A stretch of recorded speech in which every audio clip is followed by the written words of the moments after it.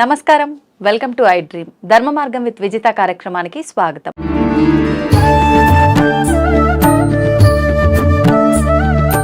ప్రస్తుతం మనతో పాటు ఉన్నారు వేద పండితులు పవన్ కుమార్ శర్మ గారు. ఇప్పుడు వారితో మాట్లాడి మరిన్ని విషయాలు తెలుసుకునే ప్రయత్నం చేద్దాం. నమస్తే అండి. నమస్తే అమ్మ. ప్రస్తుతం మనం ఉన్నది క్రోధి నామ సంవత్సరం. నెక్స్ట్ మనం విశ్వవసునామ సంవత్సరంలో అడుగు పెట్టబోతున్నాం. ఎలా ఉండబోతోంది శ్రీ విశ్వవసునామ సంవత్సరం అంతా కూడా? ఏ రంగాల వాళ్ళకి ఎలా ఉండబోతోంది? పంచాంగ శ్రవణం ఉగాది అనగానే షడ్రుచుల కలయిక ఉగాది పచ్చడి, నిజంగా వీటన్నిటి గురించి తెలియజేయండి. వీటితో పాటు నిజంగా ఉగాది రోజు ఆచరించాల్సిన విధి విధానాలు ఏంటో తెలియజేయండి. శ్రీ మహాగణాధిపతయే నమః. ఉగాది అనేటటువంటిది మనకి తెలుగు వారికి వచ్చేటటువంటిది మొట్టమొదటి పండగ. అవునండి. అది చాలా ప్రత్యేకమైనటువంటిదిగా చెప్తారు. దీన్ని గతంలో యుగాది అని పిలిచేవారట. యుగాది అంటే యుగములన్నిటికీ కూడా ప్రారంభమయ్యేటటువంటిది అని అర్థం. బ్రహ్మగారు సృష్టిని ప్రారంభించినటువంటి రోజు అని అర్థం అన్నమాట. బ్రహ్మగారు సృష్టిని ప్రారంభించింది ఉగాది రోజున, అంటే చైత్ర శుద్ధ పాడ్యమి రోజున. ఆయన వర్క్ మొదలు పెట్టారు ఈ యొక్క సృష్టి అంతా కూడా. అందుకని దీన్ని ఏమన్నారంటే యుగాది అన్నారు అనమాట. బ్రహ్మగారు పనిని ప్రారంభించినటువంటి రోజు. దీన్నే మనం సంవత్సరానికి ప్రారంభం రోజుగా మనం తీసుకొని మన యొక్క కార్యములన్నీ కూడాను ఉగాది నుంచి సంవత్సరం పేరు మారడం ఇట్లాంటివన్నీ మనం మొదలు పెడుతున్నాం. వచ్చేటటువంటి పేరు విశ్వావసు అనేటటువంటి పేరు. అది చాలా గొప్పదైనటువంటి పేరు. ఇదొక గంధర్వుడికి ఉన్నది ఈ పేరు. విశ్వావసు అనేటటువంటి గంధర్వుడికి ఈ యొక్క పేరు ఉన్నది. ఈ విశ్వావసు అనేటటువంటి గంధర్వుడికి ఈ పేరు ఉండడం వల్ల చాలామంది వివాహములు కానటువంటి వాళ్ళకి ఈ విశ్వావసు గంధర్వుడిని పూజించడం కూడా మనకు ఒక సంప్రదాయంలో ఉంది.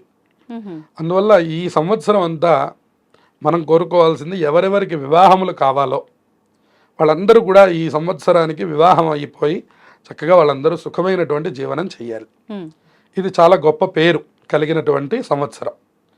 ఇక ఇందులో మనం ఆచరించవలసిన విధి విధానాల గురించి మాట్లాడుకుంటే, ఉదయాన్నే మనం ఏ పండగ అయినప్పటికీ మనకి సనాతన ధర్మం చెప్పడం బ్రాహ్మీ ముహూర్తంలో నిద్రలేవడం. ఎందువలన అంటే సూర్యోదయానికి తర్వాత నిద్రలేచినటువంటి వారికి, సూర్యోదయాత్ పూర్వమే నిద్రలేచినటువంటి వారికి ఉన్నటువంటి వ్యత్యాసాన్ని మనం ఏ శాస్త్రము మనకి చెప్పక్కర్లేదు, సహజంగా మనం అందరిలో గమనించవచ్చు. ఉదాహరణగా 5 గంటలకి లేచి కాసేపు వాకింగ్ చేసి 7 అయ్యేసరికి స్నానం కాఫీ కాస్త అవి పూర్తి చేసుకునే వాళ్ళ యొక్క మైండ్ సెట్ ఎలా ఉంది, 7:30 8 గంటలకి దుప్పటి తీసేటటువంటి వాళ్ళ యొక్క స్థితి ఎలా ఉంది అంటే వాళ్ళకి ఎప్పుడు లేజినెస్గానే ఉంటుంది.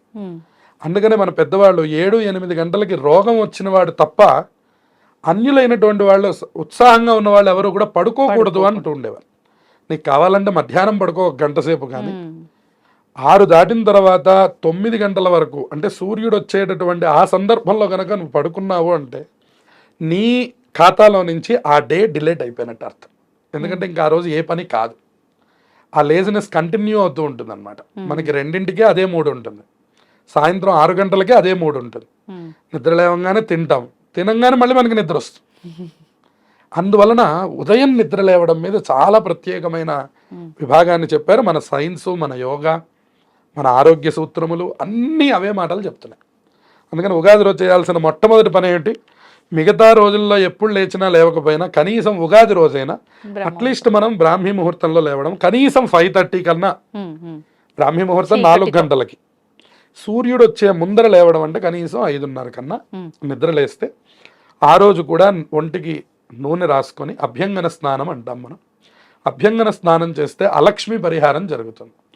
అంటే ఏదైతే చెడు ఉన్నదో, నెగిటివ్ ఏదైతే ఉందో అదంతా వెళ్ళిపోతుంది. అది పెద్దలు మనకి నూనె మాడికి కొంచెం ఒంటికి నూనె రాస్తే అది ఇంకా చలవ అని చెప్తారనమాట. పెద్దలు లేకపోతే మనమే ఒంటికి కాస్త నువ్వుల నూనె రాసుకొని ఆ లోపలికి వెళ్ళి శుభ్రంగా స్నానం చేసి ఆ తర్వాత ఒక నూతనమైనటువంటి వస్త్రాలు ధరించాలి. ఆ రోజు పాత బట్టలు కట్టుకుంటే ప్రధానంగా ముందు దరిద్ర దేవతను ఆహ్వానించడంట.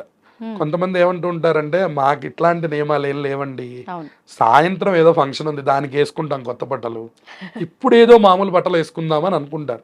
మీరు బట్టలు వేసుకునేది ఎవరికో కనిపించడానికి అనేటటువంటి విభాగం అనేటువంటిది అసలు మనలో ఒక రిజిస్టర్ అయిపోయింది అనమాట. ఇవాళ మనం ఏదైనా ఒక బట్ట వేసుకోగానే అందరూ చూడాలి, బాగుంది అనాలి అనేటటువంటి ఒక ఆసక్తితో వేసుకుంటున్నాం, కానీ మన గురించి మనం వేసుకోవడం పోతుంది లోకంలో. అందుకని ఇప్పుడు ఇంట్లో ఉన్నంతసేపు మనం చూడండి, మనం వాడే దుస్తులు ఏమిటి, పిచ్చి పిచ్చిగా, బయటకు వచ్చినప్పుడు మనం వాడే దుస్తులు ఏమిటి, దాని మీద కూడా మనకి ఈ అధ్యయనం సరిపోతుంది. అవును. అందుకని ఈ ఉగాది యొక్క పర్వదినం ఏం చెప్తోందంటే, ఎవరు చూసినా చూడకపోయినా నీ కోసం నువ్వు వేసుకో, నీ లక్ష్మీదేవిని నువ్వు ఆహ్వానం చేసుకో. నువ్వు ఎవరి కోసమో కాదుగా, మన బ్యాంక్ బ్యాలెన్స్ మనకి తెలియాలి కానీ ప్రపంచానికి తెలియక్కర్లేదు. వాస్తవం. అట్లా కోసమని మనం నూతనమైనటువంటి వస్త్రాలు ధరించాలి. చాలా మంది ఇట్లా అనడం చూసాం కాబట్టి ఇక్కడ మనం చెప్పుకుంటున్నాం ఇది. ఎందుకంటే సాయంత్రం బయటికి వెళ్తున్నాము, సాయంత్రం గుడికి వెళ్తాం కాబట్టి సాయంత్రం కొత్త బట్టలు వేసుకుందాం, ఇప్పుడు నార్మల్ వేసుకుందాము అని అనుకుంటాం. కానీ కాదు, ఉదయం తలస్నానం అయిపోగానే కొత్త బట్టలు ధరించాలి.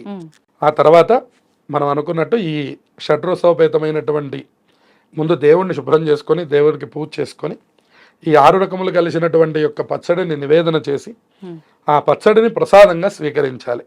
అది స్వీకరించేటప్పుడు కూడా మనకు ఒక ప్రత్యేకమైనటువంటి శ్లోకం ఉన్నది. ఆ శ్లోకం చెప్తూ మనం గనక తీసుకున్నట్లయితే సంవత్సరం మొత్తం కూడా మనకి ఆరోగ్యాన్ని ప్రసాదించమని ఆ శ్లోకంలో అర్థం ఉన్నది.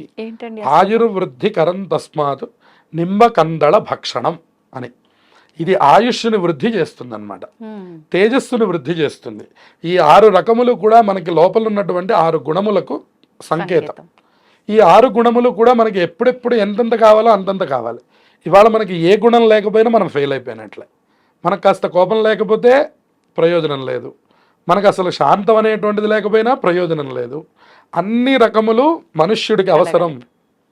అది గుర్తు చేయడమే ఈ షడ్రసోపేతమైనటువంటి ప్రసాదం మొట్టమొదట తీసుకోవడం. ఆ తర్వాత మనం దేవతార్చన చేసుకొని మామూలుగా దేవుడికి పూజ, ఆ రోజు ఎవరికి ఏది చేతనైతే ఆ పిండి వంటలు తీసుకోవడం.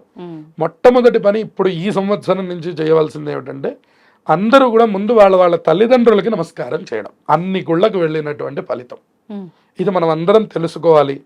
ఖచ్చితంగా తల్లిదండ్రులు, పెద్దవాళ్ళు ఎవరైతే ఇంట్లో ఉన్నారో అందరికీ ముందు చిన్నవాళ్ళు వాళ్ళకంటే పెద్దవాళ్ళు ఎవరైనా సరే, ఉదాహరణకి 2 పిల్లలు ఉంటే ఇక్కడ తమ్ముడు ఉన్నాడు అనుకోండి, అన్నయ్య గారికి దండం పెట్టాలి. లేదా తమ్ముడు ఉంటే అక్కయ్య ఉంటే అక్కయ్యకి దండం పెట్టాలి. ఆ అక్కయ్య తమ్ముడు కలిసి వెళ్ళి తల్లిదండ్రులకి దండం పెట్టాలి. ఈ పిల్లలిద్దరూ, ఈ తల్లిదండ్రులు ఇద్దరు వెళ్ళి వాళ్ళ తల్లిదండ్రులకి దండం పెట్టాలి. ఇలా ఒక రకమైనటువంటి యొక్క ఆనందకరమైనటువంటి సన్నివేశంలో ఈ ఉగాదిని కనుక మనం ప్రారంభిస్తే, ఈ తొలి రోజున మనం తీసుకునేటటువంటి ఆశీర్వచనాలు ఈ సంవత్సరం మొత్తానికి మనకి బలాన్ని ఇస్తాయి. అందువలన ప్రధానంగా తల్లిదండ్రుల్ని పూజించుకోవడం. ఆ తర్వాత మన కులదేవత ఆరాధన ఏమిటి అంటే, మనం ఏ దేవుణ్ణి నిత్యంగా పూజిస్తున్నాము. ఉదాహరణకు ఒకరికి వెంకటేశ్వర స్వామి అనుకోండి, ఆ రోజు ఉదయం కుదిరితే ఉదయం, లేదా సాయంత్రం కుదిరితే సాయంత్రం తప్పకుండా వెళ్ళి మన ఇష్టమైనటువంటి దేవతారాధనని ఆ రోజు చెయ్యాలి. ఆ దేవతల యొక్క ఆశీర్వచనం కూడా మనం తీసుకోవాలి. ఒకరికి శివాలయం అంటే చాలా ఇష్టం అనుకోండి, శివాలయానికి వెళ్ళాలి. ఆంజనేయ స్వామి వారి మీద ప్రీతి అయితే ఆంజనేయ స్వామి గుడికి వెళ్ళాలి. అలా ఎవరు ఏ దేవతని నిరంతరం పూజిస్తూ ఉన్నారో ఆయా దేవతల యొక్క ఆశీర్వచనం కూడా ఆ రోజు తీసుకోవాలి. అంతేకాకుండా ఈ పంచాంగ శ్రవణం అనేటువంటిది అది చాలా ముఖ్యమైనటువంటిది. పంచాంగ శ్రవణం అనేటటువంటిది మనకు 5 అంశములను తెలియజేసేదాన్ని పంచాంగ శ్రవణం అంటారు. తిథి, వారము, నక్షత్రము, యోగము, కరణము అని. తిథి వారాలు మనందరికీ తెలుసు. ఇవాళ మనం ఉదాహరణకి శుక్రవారం అని చెప్పుకోవాలి, గురువారం అని చెప్పుకోవాలి అని అన్నా కూడా మనం క్యాలెండర్ వైపు చూస్తాం మనం. అంటే అర్థం ఏమిటంటే వారం అని. ఇది ఒక్కొక్క దానికి ఒక్కొక్కమైన ఫలితం ఉందిట. అందుకని పంచాంగం వినమంటారు. తిథైశ్చ శ్రియమాప్నోతి అన్న. తిథి కనుక తెలుసుకున్నట్లయితే రోజు మనకి డబ్బు, శ్రియం కలుగుతుందిట. వారాత్ ఆయుష్యవర్ధనం, వారం కనుక తెలుసుకున్నట్లయితే ఆయుష్ పెరుగుతుంది. నక్షత్రాత్ శమయతే పాపం, నక్షత్రం కనుక తెలుసుకున్నట్లయితే పాపం పోతుందిట ఆ రోజు. యోగాత్ రోగ నివారణం, యోగం వల్ల రోగం నివారణ అయిపోతుంది. కరణాత్ కార్యసిద్ధించ పంచాంగం ఇది లక్షణం అని చెప్పాడు. ఈ కరణం కనుక తెలుసుకున్నట్లయితే ఆ రోజు కార్యసిద్ధి కలుగుతుంది. మనకి పనున్నా లేకపోయినా ఇవాళ బోల్డ్ అన్ని యాప్స్ వచ్చాయి మనకి. కనీసం దాంట్లో ఈ 5 ఏంటి, ఓహో ఇవాళ గురువారం, ఓహో ఇవాళ పాడ్యమి తిథి, ఇవాళ ఆశ్లేష నక్షత్రం, ఇలా ఇవన్నీ చూసుకున్నా కూడా ఉత్తమమైన ఫలితాలు వస్తాయట. అందువల్ల చాలా మందికి ఇది కుదరదని కనీసం ఉగాది రోజైనా ఇది వినండి అయ్యా మొదటి రోజు, తర్వాత సంగతి తర్వాత. ఎట్లా అయితే మనం మొదటి రోజున అన్నీ బాగా చేస్తాం, పెళ్లి రోజున అత్యంత ప్రేమగా ఉంటాం, తర్వాత సంగతి తర్వాత. అట్లా ఇది కూడా కనీసం మొదటి రోజైనా మీరు పంచాంగం యొక్క విధానాలు తెలుసుకోండి, మీ రాశి ఫలితాల గురించి తెలుసుకోండి. అలాగే ఈ సంవత్సరంలో ఏదైనా ఒక మార్పుని తప్పకుండా స్వీకరించండి ఆ రోజు. ఇప్పుడు మీరు ఈ నిత్యంలో ఉన్నటువంటి విషయం మీద నుంచి ఇంకొంచెం గ్రోత్ అవ్వడానికి, ఉదాహరణకి నేను ఈ సంవత్సరం నుంచి 1 గంట ఫోన్ వాడడం తగ్గిస్తాను అనుకోండి, అది ఎంతో ఆరోగ్యం, అది ఎంతో టైం మీకు ఇచ్చినట్లు అనమాట.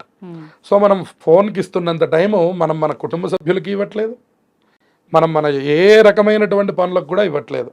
మన టైం అంతా మనం ఫోన్కి ఇస్తున్నాం. అది ఆదాయ మార్గం అయితే సంతోషమే, కానీ అది ఆదాయ మార్గం కూడా కాదు, సమయం వృధా చేయడం అవుతుంది.